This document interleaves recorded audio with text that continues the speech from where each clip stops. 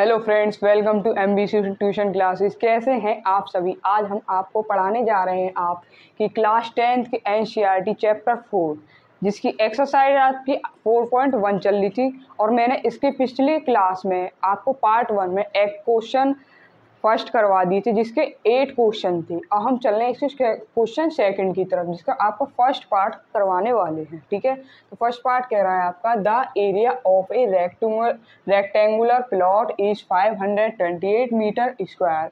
The length of the plot is 1 more than twice its breath.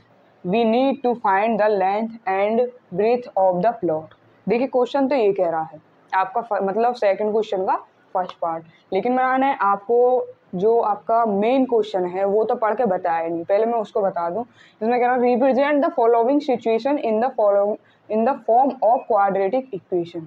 ये कह रहा है जो हमारी प्रॉब्लम्स दे रखी हैं, जो सिचुएशंस हमारे आगे रिप्रेजेंट कर रखी हैं, उनको क्वाड्रेटिक इक्वेशन के फॉर्म में लिखिए। ठीक है, तो हमारा क्वेश्चन हमने पढ़ा था, तो क्वेश्चन कह रहा था the area of a rectangular plot is 528 metre square. The length of the plot is 1 more than twice its breadth. We need to find the length and breadth of the plot. इसमें find करने की length and breadth तो कह रहा है, लेकिन हमें quadratic equation की फॉर्म में करना है। तो चलो मैं क्वेश्चन समझा दूं। क्वेश्चन ने कहा है the area of a rectangular plot is 528। एक रेक्टेंगुलर प्लॉट की जो एरिया है, हमें एरिया दे रखा है वो 528 मीटर स्क्वायर है। The length of the plot की लेंथ कितनी है, is 1 more than twice its breadth. Breadth के दुगने का 1 मोर है, मतलब ब्रेथ के, हमारी जो लेंथ है ब्रेथ के दोगुने का 1 ज़्यादा है। तो ये कह रहा we need to find the length and breath.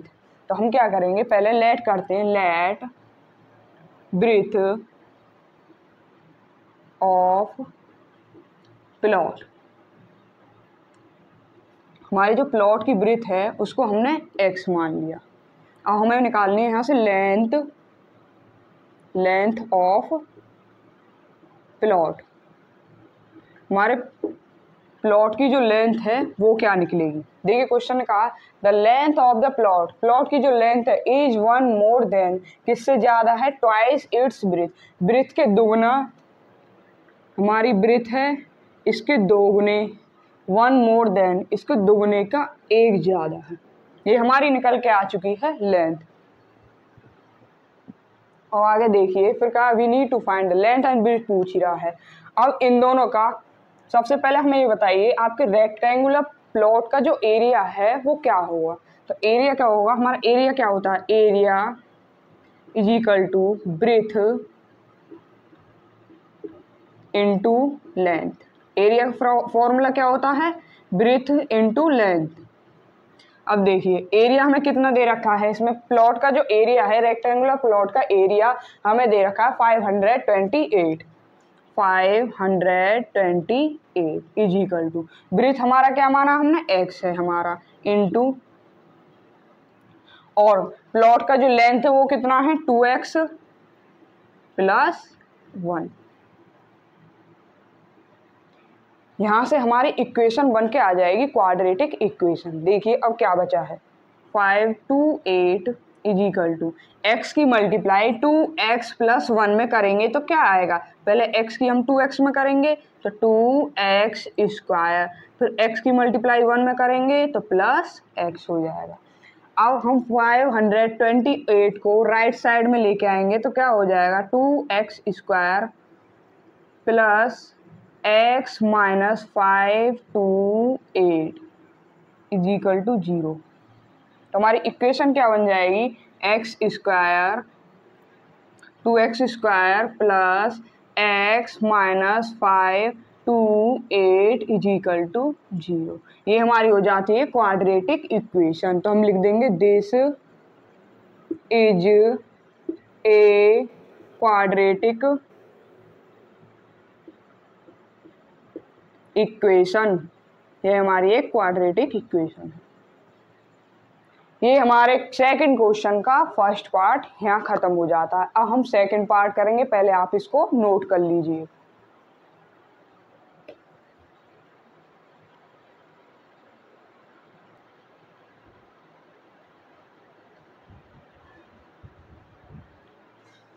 चलिए अब आपका सेकंड क्वेश्चन करते हैं। सेकंड क्वेश्चन कहता है the product of two conjugative positive integer is 306, we need to find the integer. ये कह रहा है कि आप इंटीजर फाइंड कीजिए। ठीक है, तो हमारे क्वेश्चन में देखो मैं समझा दूँ। उसने कहा है product of two conjugative positive integer is 306। जो हमारे टू कॉन्जुगेटिव पॉजिटिव इंटीजर जो है उनका जो प्रोडक्ट दिया है वो 306 दिया है। अब मैं समझा दूँ कॉन्जुगेटिव मतलब इंटीजर का, जैसे 6 7।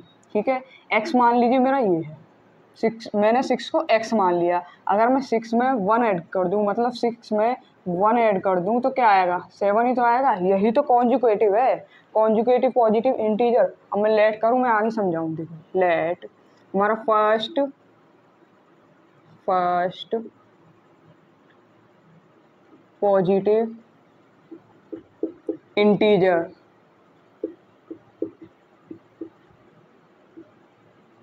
क्या हो जाएगा x, and second positive integer क्या निकलेगा x + 1, क्योंकि मैंने आपको समझाया है कॉन्जुगेटिव पॉजिटिव इंटीजर 6 + 1 करेंगे मतलब x + 1 करेंगे। तो हमारा इसमें क्वेश्चन में क्या बताया है कि जो हमारा product of two conjugative positive integer है उनका जो प्रोडक्ट दिया है 306 दिया है। तो हमारा फर्स्ट पॉजिटिव इंटीजर ये रहा और सेकंड पॉजिटिव इंटीजर ये रहा। तो इनका प्रोडक्ट क्या हो जाएगा x × x + 1 = 306।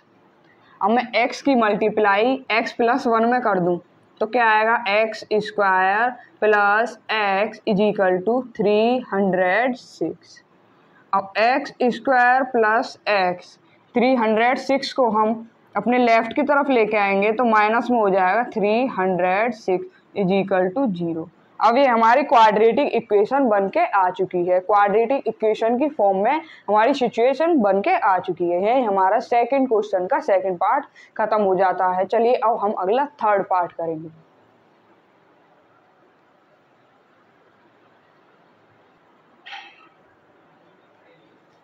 चलिए अब इसका थर्ड क्वेश्चन देखते हैं। थर्ड क्वेश्चन क्या कह रहा है, Rohan's mother is 26 year older than him, the product of their age 3 years from now will 360, we would like to find Rohan's present age। Question क्या कह रहा है कि Rohan's mother is 26 years older than him. Rohan की जो मदर है उनकी एज रोहन से 26 साल ज़्यादा है। The product of their age 3 years from now will 360। तो ये कह रहा 3 साल बाद रोहन और उसकी मदर का जो प्रोडक्ट है उसका जो प्रोडक्ट है 360 है। तो we would like to find Rohan's present age. इसमें रोहन्स की प्रेजेंट एज के बारे में बात की है। तो हम क्वेश्चन में लेट करते हैं, लेट रोहन्स एज। हमने रोहन की एज को x लेट कर लिया है और रोहन्स की मदर की एज उसकी मदर की एज मदर्स एज। उसकी मदर की एज कितनी हो जाएगी, फर्स्ट लाइन में लिखा है Rohan's mother is 26 older than him. उसकी मदर की एज मतलब रोहन की मदर की जो एज है रोहन से 26 साल ज़्यादा है। अगर रोहन x है तो उसकी मदर की एज 26 ईयर्स ज़्यादा है। ठीक है, अब देखिए 3 साल बाद की बात करें तो आफ्टर 3 years, अगर मैं 3 साल बाद की बात करूं रोहन्स और रोहन्स की मदर की एज के बारे में तो क्या हो जाएगी, 3 साल बाद रोहन की एज हो जाएगी x + 3 और रोहन की मदर की एज क्या हो जाएगी, रोहन की मदर की एज अगर x + 26 है तो 3 साल बाद कितनी और बढ़ जाएगी, 3 और बढ़ जाएगी। इन दोनों का प्रोडक्ट क्या दिया है हमको 360। ये आपका आ गया 360। अब इनके मल्टीप्लाई कर लेते हैं, सॉल्यूशन करते हैं। तो x + 3 आपका ऐसे ही रहेगा ये क्या हो जाएगा x plus 26 plus 329 is equal to 360। अब इन दोनों कॉलम की आपस में मल्टीप्लाई होनी है, तो पहले हम यहाँ लिख लेते हैं x plus 3 x plus 29 is equal to 360। देखिए पहले x की मल्टीप्लाई x प्लस 29 में होगी, तो क्या आएगा, x की मल्टीप्लाई x में करूँ तो x स्क्वायर प्लस x की 29 में करेंगे तो 29x प्लस अब 3 की मल्टीप्लाई x प्लस 29 में करेंगे तो क्या आएगा, 3 की करो पहले x में 3x प्लस अब 3 की मल्टीप्लाई 29 में करेंगे तो क्या आएगा, 3 9 जा 27। अब आपके पास बचे 2, 3 2 जा 6 और 2 8 इज इक्वल टू 360। अब देखिए आगे क्या आएगा, एक्स स्क्वायर प्लस 29 में हम 3 ऐड कर देंगे तो क्या आएगा, 32x प्लस 87। 360 इधर प्लस में है तो लेफ्ट में लेके आएंगे तो क्या हो जाएगा, माइनस में 360 इज इक्वल टू 0।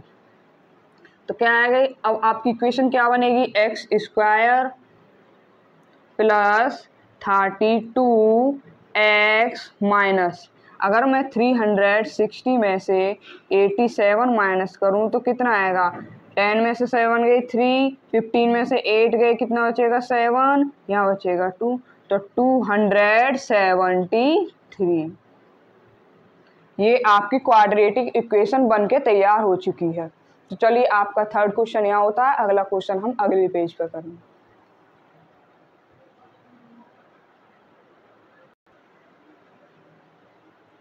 चलिए हम सेकंड क्वेश्चन के लास्ट पार्ट की तरफ चलते हैं, इसके बाद हमारी इस क्लास का यहीं एंड हो जाएगा। तो हमारा लास्ट क्वेश्चन क्या था, a train travels a distance of 480 kilometre at a uniform speed. हमारी जो एक ट्रेन है वो 480 किलोमीटर की दूरी को यूनिफॉर्म स्पीड की चाल से दूरी को, डिस्टेंस को मतलब कवर करती है, ट्रेवल्स करती है, मतलब कि एक ट्रेन जो है जो ट्रेवल करती है यूनिफॉर्म स्पीड से 480 किलोमीटर को। If the speed had been 8 kilometre per hour less than, वो जो हमारी ट्रेन है वो 8 घंटे पर आवर की स्पीड से कम चलती है, it would have taken 3 hours more to cover the same distance. वो सेम दूरी को कवर करने में 3 घंटे और लेगी। तो ये कह रहा we need to find the speed of the train, ये इस ट्रेन की स्पीड के बारे में निकालने के लिए कह रहा है। ठीक है, तो हम लेट करते हैं, let the train of speed,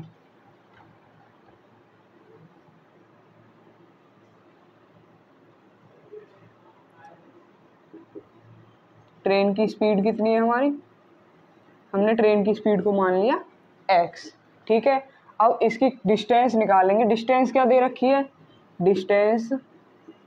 distance इसने दे रखी है हमें 480, डिस्टेंस इसने हमें 480 दे रखी है। अब इसकी टाइम नॉर्मल स्पीड निकालेंगे। जो टाइम निकालेंगे वो कैसे निकालेंगे, पहले मैं लिख दूँ टाइम नॉर्मल स्पीड। देखिए हमारा स्पीड का फॉर्मूला क्या है, डिस्टेंस अपॉन टाइम। अब स्पीड हमें क्या दे रखी है, स्पीड दे रखी है हमने x, स्पीड हमने x मान रखी है, डिस्टेंस क्या है हमारा 480। अब हमें यहाँ से टाइम निकालना है। टाइम निकालने के लिए t उसमें डिवाइड में इधर ले जाएंगे तो मल्टीप्लाई में हो जाएगा 400 अपॉन x। x हम इधर से यहाँ जाएगा तो क्या हो जाएगा, डिवाइड में हो जाएगा। तो हमारा क्या निकल के आया टाइम 480 अपॉन x। अभी हमें इसमें से निकालना है आपका train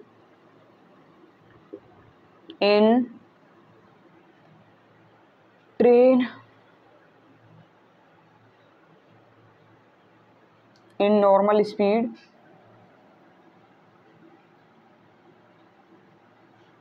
8 kilometre per hour less.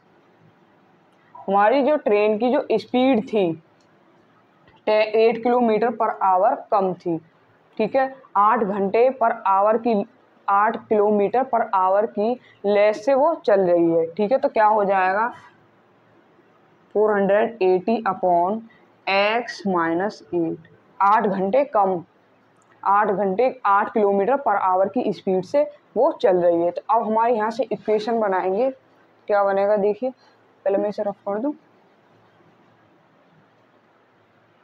देखिए 480 upon x minus 8 minus 480 upon x is equal to, कितनी थी हमारी स्पीड, कितने घंटे में कवर करती, 3 घंटे में, 3 आवर, ठीक है। अब देखिए सॉल्व करते हैं तो क्या करेंगे, हम इनका एलसीएम ले लेंगे। तो एलसीएम क्या आएगा हमारा x माइनस 8।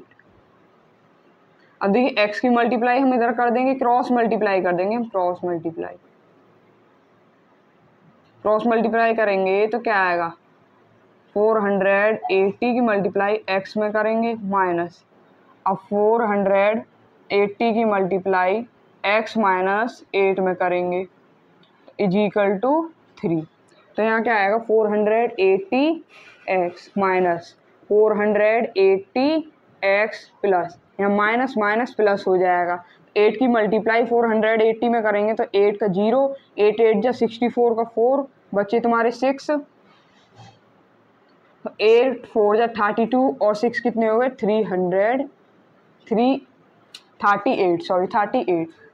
अब क्या बचेगा देखिए x minus 8 is equal to 3, इसकी मल्टीप्लाई हो जाएगी इसमें 3 में, तो 400 देखिए 480x ये प्लस की है ये माइनस की, तो आपस में कट जाएंगे। तो क्या बचेगा 3840 is equal to 3x minus 8।